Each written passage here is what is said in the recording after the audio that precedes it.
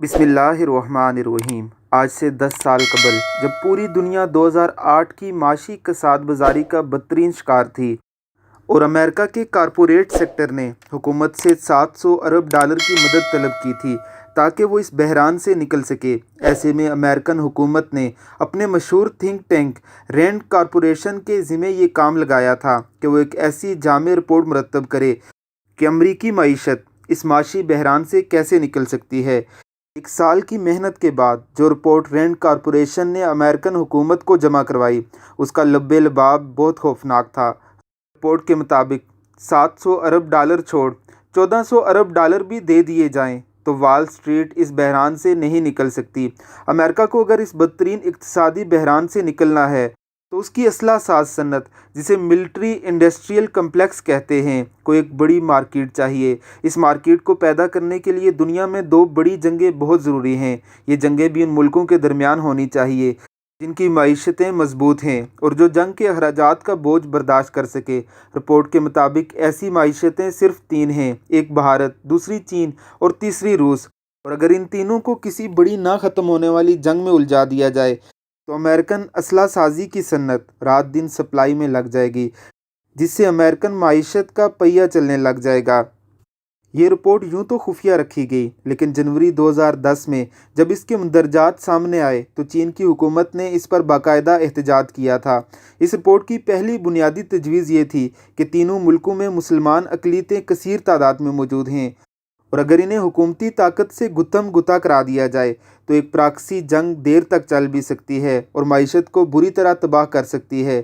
اس خفیہ پلاننگ کے لیے پاکستان اور افغانستان کے مسلمان جہادی گروہوں کو اپنے علاقوں سے بے دخل کر کے جہاد کے لیے بھارت، چین اور روس دھکیلنا ضروری تھا، لیکن طالبان کے ہاتھوں امریکہ اور نیٹو افواج کی ذلت امیز شکست کے ساتھ ساتھ شمالی علاقہ جات میں بھارتی سرمایے پر منظم ہونے والے تحریک طالبان پاکستان کے گروہوں کی ناکامی نے یہ خواب چکنا چور کر دیا۔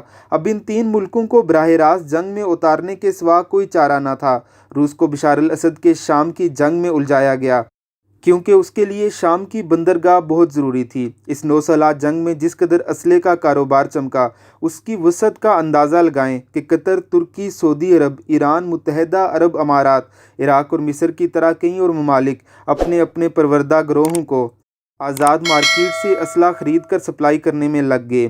آزاد مارکیٹ کا یہ اسلحہ امریکی فیکٹریاں تیار کرتی ہیں۔ باقی رہ گئے چین اور بھارت۔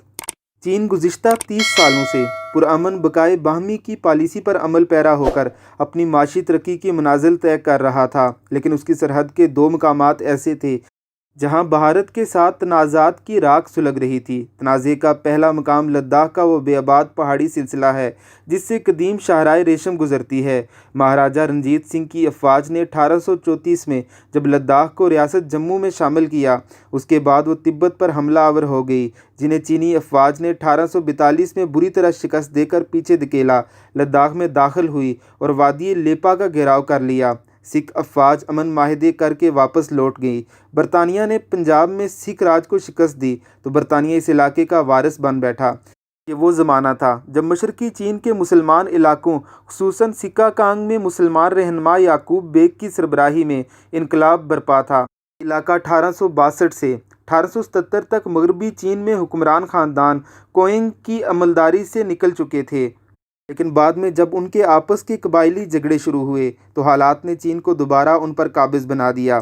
اس دوران برطانیہ کے ایک بیوروکریٹ WH جانسن نے وہاں کا سروے کیا، ایک لائن نقشے پر کھینچتے ہوئے اقصائے چین کے 37.244 مربع کلومیٹر کے علاقے کو جموں و کشمیر میں دکھا دیا۔ چین نے جب 1878 میں کیانگ پر دوبارہ قبضہ کیا تو اس تجارتی شاہراہ کی اہمیت کے پیش نظر اس نے دوبارہ اس کی جانب پیش قدمی کی۔ برطانیہ پہلی اور دوسری عالمی جنگ کی وجہ سے چین سے محاسمت مول نہیں لینا چاہتا تھا، اس لیے وہ خاموش رہا۔ چین نے قراقرم سلسلہ کوہ کے ساتھ ساتھ اپنی پوسٹیں بھی بنائی اور سڑک بھی تعمیر کی، البتہ نقشوں پر وہی لائن قائم رہی جسے جانسن لائن کہا جاتا ہے۔ اسی طرح کی عالمی بے یقینی میں برطانیہ چلا گیا اور برصغیر میں 2 نئے ملک وجود میں آ گئے، ایک بھارت اور دوسرا پاکستان۔ بھارت خود کو 2 وجوہات کی بنیاد پر اہم سمجھنے لگا۔ ایک یہ کہ تاج برطانیہ کا اصل وارث ہے دوسری وجہ یہ ہے کہ ہمالیہ کے پہاڑ دراصل پورے ہندوستان کے میدانی علاقے کے مذہبی طور پر حصہ ہیں۔ یہیں سے ان کے دیوتا برہما، وشنو اور شیوا اپنے جلوں میں ہزاروں لاکھوں دیوی دیوتا لیے مقدس ہندوتوا سرزمین پر اترے تھے۔ اس لیے ہمالیہ سے بحر ہند تک یہ پوتر سرزمین ہندو مت کی میراث ہے۔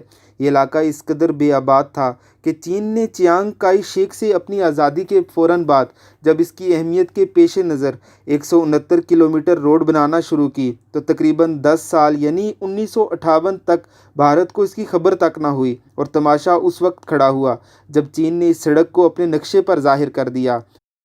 تبت کے علاقے میں 1959 میں بغاوت شروع ہوئی تو بھارت نے باغی لیڈر دلائی لاما کو پناہ دے کر چین کو اپنی حیثیت جتانے کی کوشش کی۔ مذاکرات شروع ہوئے جو بے نتیجہ ثابت ہوئے، اور 20 اکتوبر 1962 کو چین نے اپنی افواج اس متنازع علاقے میں داخل کی۔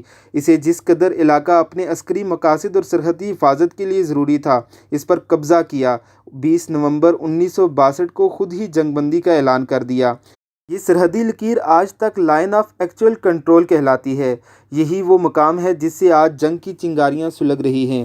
اس کی بنیادی وجہ یہ ہے کہ اس پورے خطے کو متنازع بنانے کی کوشش اس وقت سے تیز تر کر دی گئی تھی جب سے چین نے اپنی اقتصادی ترقی کے ایک مناسب عروج کو حاصل کرنے کے بعد اپنی تنہائی ختم کرنے کے لیے یورپ، ایشیا اور افریقہ کے ممالک سے کاروباری روابط بڑھانے کے لیے سی پیک منصوبے کا آغاز کیا تھا، جو بعد میں ون بیلٹ ون روڈ کے عالمی نیٹ ورک میں ڈل گیا۔ یہ منصوبہ دنیا کے نقشے پر چین کو نہ صرف آبادی کے لحاظ سے عظیم اور فوجی طاقت کے حوالے سے توانا ثابت کرے گا بلکہ اسے عالمی اقتصادی طاقت کے طور پر غالب کر دے گا۔